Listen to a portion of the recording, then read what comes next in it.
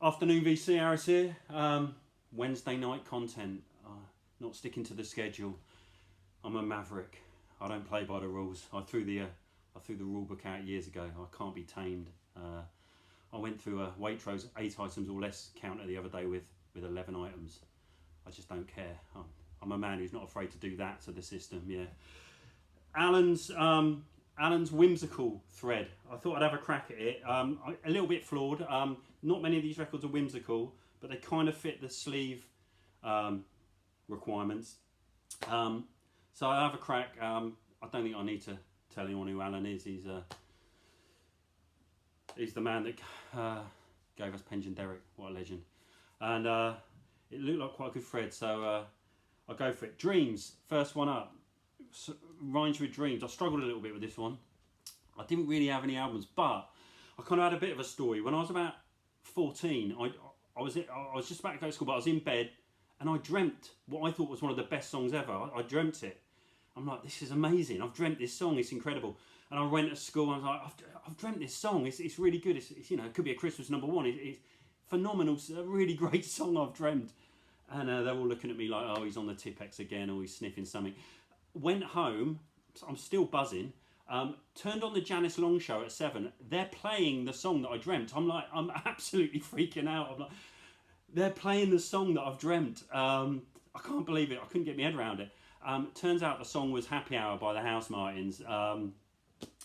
What I think did happen, and I've never really got to the bottom of this, and there are still some unanswered questions for me, but I was a bit of a lazy bugger, and I used to put my alarm on snooze, and then the radio would come on, I'd snooze it.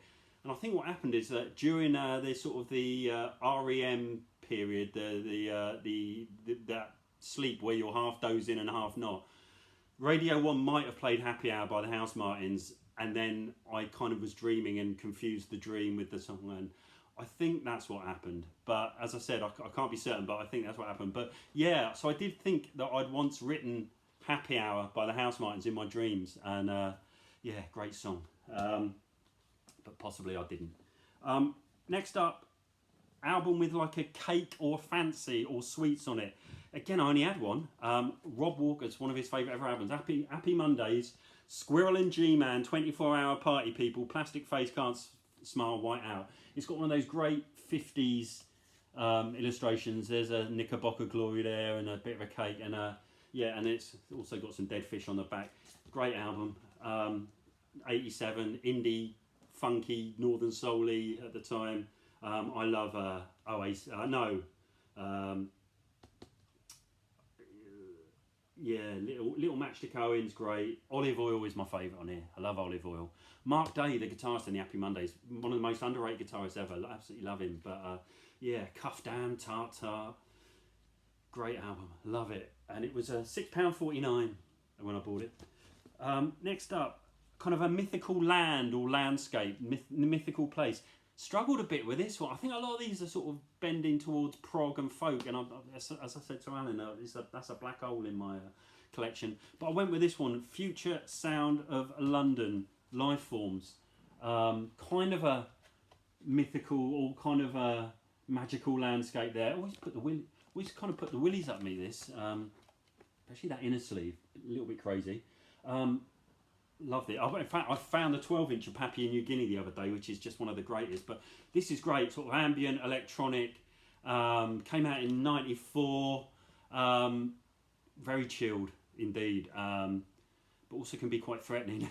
But yeah, a bit of a nutty band, Future Sound of London. But yeah, I love Life Forms. Fantastic record. Next up, children's programme. I had one for this, shown this before. The Moomin soundtrack, all the way from the land of Dr. October, Finland. Great little soundtrack, this. Quite eerie. Kind of sounds a bit like Aphex Twin. It is most sort of bucolic. Brilliant stuff. It is genuinely quite eerie. The first side is kind of whimsical. Second side, absolutely terrifying, to be honest. Creepers, Piano Waltz, Midwinter Rites. Like a lot of kids' programmes, it was probably done by a load of stoners. Like Magic Roundabout. I was talking to Down Under Tunage, did a comment, and he was talking about Bill and Ben. and weed. I mean, there was something going on there, wasn't there? But yeah, most kids' programs in the 70s were seemed to be written by complete and utter caners, I would say. They all seem pretty on, in retrospect, like everyone was on the old magic parsnips. But yeah, great one, that Moomins. Next up, Space. I struggled with this. Public Enemy, Fear of a Black Planet. Great album. I've shown it before. 68 minutes long, only on one bit of vinyl. Absolute nightmare. Too long. Needed to be a double. But yeah, you need to crank this. But fantastic stuff. And there's Public Enemy just about to take over the world on the back. Great album. Next one, a sleeve with like a cartoon, something like that. Illustration. I've gone for this. This is absolute dynamite. Jimmy Castor Bunch. I think it's called We've Just Begun. It's just begun. Fantastic. In that golden period of funk where just after James Brown, but just before funk went sort of into the spacey, like Parliament and Funkadelic went a bit spacey. This is 72, that glorious phase, and this is such a great album. And anyone who was like me, if you used to be a bit of a breakdancer back in the day, will know the tune It's Just Begun, because it was an absolute breakdancer's anthem. It's Just Begun. It was one of those ones where the early DJs in like the Bronx block parties used to cut up. But it's also got Troglodyte on it, which is a killer. You Better Be Good, Psych. This is just a dynamite funk album. I see it around quite a lot now, but yeah, that's the Jimmy Castor Bunch. It's just begun, and it's got that illustration on the front with them being sort of fed through some sausage machine or something. It's all quite unpleasant, to be honest, but yeah, nice one. Or you could always go for the Fours, Grotesque, after the Gram, which is an absolute bonkers album. I think I've liked the Four for 30 years, and I've got about 27 of their albums, and I still don't know if I actually do really like the Four, but that's cool. Next up, album with a mythical creature. This was really hard. Again, I didn't really have any. This is the closest I could get, and I'm going to say that this is like a nymph, maybe. Bee Gees, Main Course. I love this album. And there's your little nymph or something, fairy without wings in a spoon there.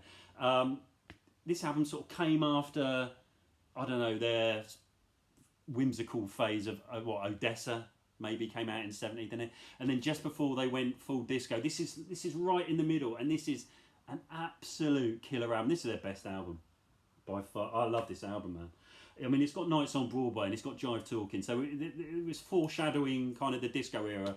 But then it's got like all this Making Love, which it's kind of almost like a Britpop song or something like that. Absolutely superb. And then they invent the Super Furry Animals with Edge of the Universe. Absolutely cracking tune. Fantastic song. Love this album so much, and you can get it for £1 anywhere. But Main Course by the Bee Gees. Think it came out in 75. Next one, and I think I forgot to do this. Sort of a fantastic mode of transport or vehicle or something like that. Struggled with this, but I found a box of old cassettes the other day, which maybe I could do a video about. Sadly, I threw most of my cassettes out, and looking at the price of some of the hip hop cassettes, I found out about £8 worth of cassettes. But I find this a fantastic mode of transport or a fantastic vehicle. The old steam engine, and that's the Blur's Modern Life is Rubbish cassette, which was one of them. I do love it. If I wasn't into vinyl, I'd be into steam. I'd be a train spotter, and I think being into vinyl is so sad that actually train spotters do laugh at vinyl collectors, to be honest. One of the most important albums of the 90s, I would say. Not the best by any means, but kind of brought...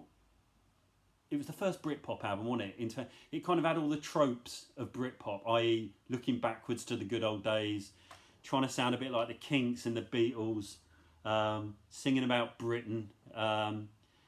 This one bad. I like Park Life that came after it, and then the whole thing turned into an absolute car crash with Oasis and Menswear and Sleeper, and it was just it was just horrible.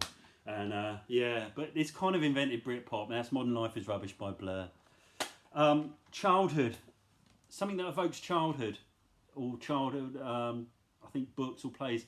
Didn't really have anything either. All I could think, an album that evoked childhood my mum and dad weren't really into, well, they were into music, but they didn't really own any music, because around our way you kind of didn't. Owning music was kind of like a treat. You would buy like 1 or 2 albums a year.